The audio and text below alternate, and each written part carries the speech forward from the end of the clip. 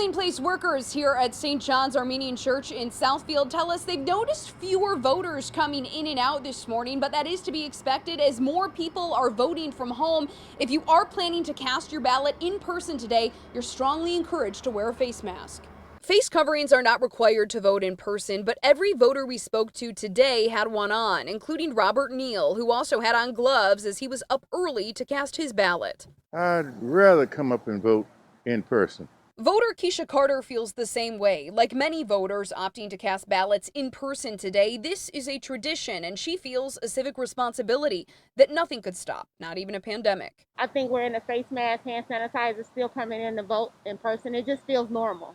I always get up and vote, no matter the time, whether it's early or evening. So even with what's going on in the world today, it was my primary decision to get up and vote today. But it is a primary like no other, as county election officials brace for a surge in absentee ballots.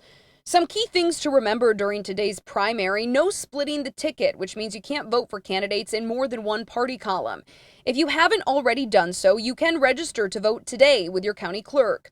Remember to bring your state ID to your polling place, and if you want to take a look at a sample ballot before you arrive, they're available online through the Secretary of State's office.